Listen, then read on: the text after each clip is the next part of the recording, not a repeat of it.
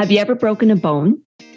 Did you know that 25 to 50% of people living with a chronic spinal cord injury will experience a fracture during their lifetime? Hi, my name is Anita Kaiser, and this is part 1 of 2 for episode 8 of the Bare Bones podcast, Snap and Crack, where we'll talk about fracture detection and management.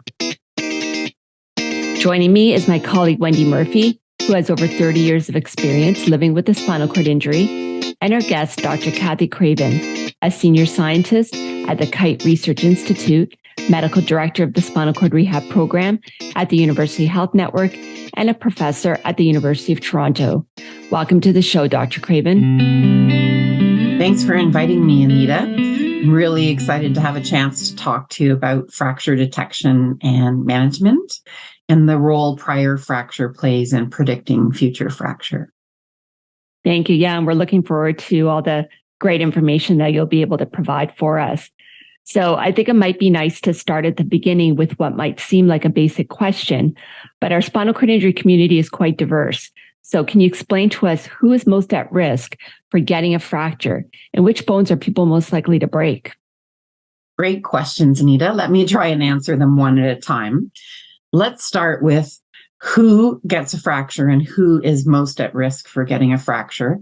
Fractures occur of the knee region in both men and women, but more often in women. We know that individuals with motor complete paraplegia who have had their spinal cord injury for more than 10 years, and those who have low knee region BMD are at greatest risk of fracture. We also know that those who have that combination of the big two, low knee region BMD and prior fracture, are at greatest risk for future fracture. And we know that fractures are most serious, the ones that cause an increased risk of death, occur in men over the age of 50. Well, that's interesting to know. Can you tell me now, Dr. Craven, which activities most commonly result in fractures? Let's do that, Wendy, but let's go back, and I forgot to answer the question about fracture location. So maybe we'll just talk about where they occur and then how they occur, if that's okay with you. Fractures typically occur for people, most commonly the shin bone just below the knee, or what we would call the proximal tibia, the thigh bone just above the knee, or the distal femur, or at the hip. So the most common fractures are proximal tibia, distal femur, and hip region. And the mechanisms of fracture differ between people who are wheelchair users versus walkers. For wheelchair users, most fractures occur from a low velocity fall onto a flexed knee. That would commonly happen when people are doing a transfer from their manual wheelchair to the toilet, or from the toilet to bathtub, or manual wheelchair to commode, when a person just slides to the ground and falls on a flexed knee. The other common cause of fracture for someone who's a wheelchair user occurs when their foot slides forward or falls off the foot plate of their wheelchair. And then either the toe can get caught underneath the foot plate and produce a fracture just above the ankle. Or if somebody's going around an obstacle, they catch their toe that slipped off the foot plate on a wall or a corner, and that causes a rotational stress and a spiral fracture for people. In contrast, people who are walkers often experience fractures when they are distracted. Many people with spinal cord injury who are walkers have reduced proprioception, and they rely on their vision to accommodate for changes in the slope or incline of the ground. So at dusk, just as the sun is setting, when your vision can't accommodate, is oftentimes when people will get a fall. And this often happens when someone's knee gives out, or they turn their ankle on uneven ground, or they come across an obstacle they didn't anticipate in an area that they didn't know. So those are some scenarios where people can be at risk for fracture, that there is the opportunity for wheelchair users to slow down and take the time to do the transfer technique properly. And for walkers to really think about what are some of the hidden hazards, particularly at dusk or walking in an area they've never been to before.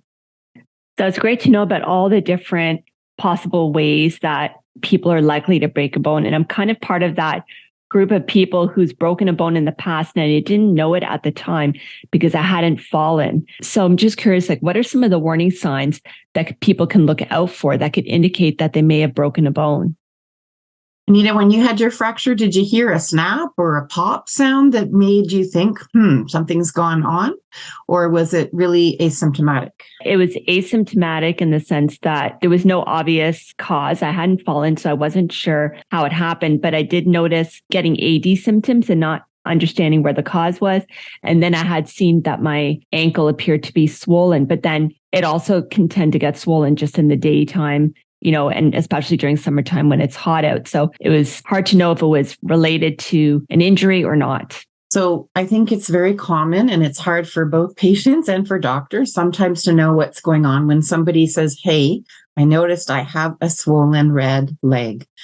Some things that would tell you might have had a fracture would be a visible deformity where you can see the alignment of your bone or your joint has changed. If there's bruising or bleeding underneath the skin.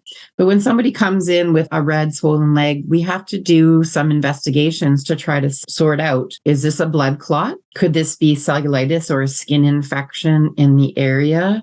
Is there an evolving pressure injury that we just haven't seen? Is this a fracture, or could it be heterotopic ossification? And so it's really important that people are aware that a swollen red leg or some visible deformity with swelling does require investigation, because it could be a number of things, of which fracture is probably one of the more serious, but so is blood clot and so is cellulitis.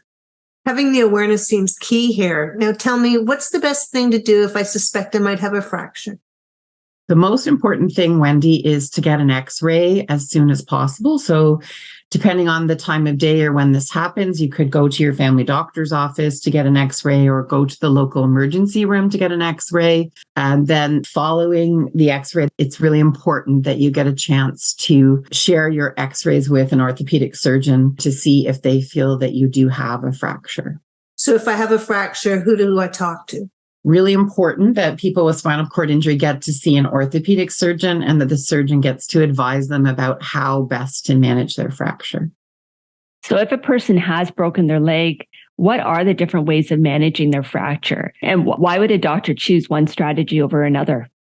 Really great question, Anita. And, making decisions about what I would call conservative versus operative management of a fracture requires some shared decision making by the physician or the orthopedic surgeon and the patient together. Conservative therapy usually involves providing the patient with a soft or custom molded immobilization device and an elevating leg rest, and then it taking typically 3, but sometimes up to 6 months for the fracture to heal. And in that time, the person has reduced mobility because of the immobilization device. This can be a great option for people who have family or availability of extra attendant care services while they're in the cast. Operative management can be attractive, particularly for people if they have no other medical issues that might change the risk-benefit ratio for surgery, because there can be timely definitive care and a return of the person to their activity as soon as possible. In general, we try to encourage operative management for fractures above the knee and conservative management for fractures below the knee, but that's not a golden rule. And for each patient, we need to look at you individually and see what concurrent medical conditions you have, what the availability is of supports if you decide to have conservative care or surgery, as many people need extra help getting dressed, getting bathed, getting on and off their wheelchair while they have a immobilization device on. Now tell me, what complications can arise early following a fracture, and what can I do to minimize further health issues and complications? Great question, Wendy. I guess there's a couple of different complications we should talk about. Sometimes people with spinal cord injury, particularly those with a lesion, a neurologic level of injury of T6 and above, these are the people who are at risk of developing autonomic dysreflexia.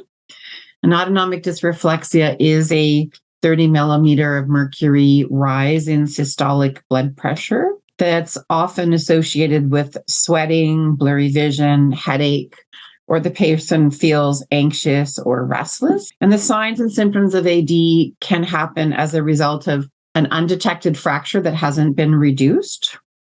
It could be from a fracture immobilization device that is too tight, or from a person's bladder being over distended. When a person has autonomic dysreflexia and it hasn't responded, meaning you've looked at the person, they've had a chance to empty their bladder by doing catheterization, and we've done our best to remove any immobilization device that might be too tight or causing pressure below the level of the injury, it's important that the person be transferred to a monitored setting such as the emergency room, where physicians can provide short duration, rapid acting medications like nifedipine or nitroglycerin to lower the blood pressure and reduce a person's risk of heart attack or stroke from that sustained elevation in blood pressure that is going unchecked. Sometimes people with spinal cord injury will also experience pain from the fracture. Although people may not have sensation in their skin below the level of the injury, they often have intact visceral sensation and will feel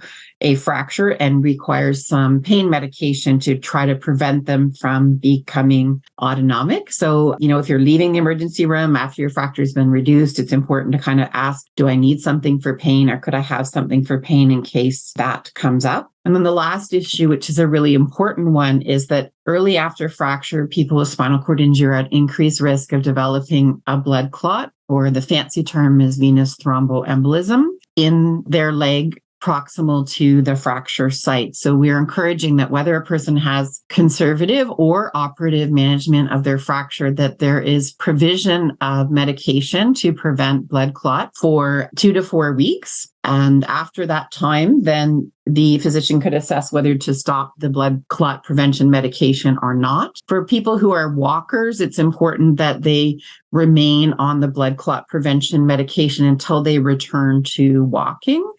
But for someone who's a wheelchair user, once you're up and around in your wheelchair as you normally would be, then the medication could be stopped at 4 weeks after the fracture. That's some great information. Now, it's good to hear about what we can do to prevent early complications. Are there any late complications we need to be concerned about? There are several late complications that we need to talk about, Wendy. So some people will have delayed fracture healing, where it will take longer than 3 months for their fracture to heal. Some people will take up to 9 months for their fracture to heal. In addition, people can experience a number of health complications, and the ones that we think of often are pressure ulcers or pressure sores that develop due to being immobilized or from the actual cast or immobility device. We need to worry about urinary tract infection. People with spinal cord injury who are lying around in bed or being more sedentary than usual are also at risk for pneumonia. And if the fracture is open coming through the skin, that would increase the risk of cellulitis. And for many people, if it takes a long time for their fracture to heal and they're out of their normal routine, people will often become quite globally deconditioned, meaning they're not as fit as they used to be. And some people will get quite depressed because they're not able to get out and do some of the activities that they like and that are meaningful to them. So there's sort of a myriad of long-term complications. It's really important that people think about this and weigh their risk of long-term versus short-term complications when making that decision about conservative versus surgical management of their fracture. Yeah, and I can see how important it is to really closely monitor yourself if you are dealing with managing a fracture, because it can really lead to this ripple effect of other issues. Thank you for sharing this important information, Dr. Craven. So to end off the first half of this 2-part episode, can you please summarize for us the key concepts related to the management of fractures that we need to keep in mind? Know the warning signs of fracture, get an X-ray in the ER, and seek urgent care from an orthopedic surgeon. Thank you, Dr. Craven. If you don't mind, you can share with our listeners a quick sneak peek of what to expect in the next episode. Once you've had a fracture and your fracture has started to heal, you need to see yourself as having osteoporosis and the need to revisit our entire bone health series and to reassess whether you may benefit from medication to prevent your future risk of fracture. For many wheelchair users, transfer upgrading and for walkers, balance training are keys to helping you get back to your baseline. Thank you, Dr. Craven. So if you've had a fracture and you want to learn about how to get back to a healthy state and prevent future fractures, tune in to part 2 of this episode. You can also check out our action planning tool on the website at www.scaifragments.ca and feel free to send us your feedback using the survey provided on the website.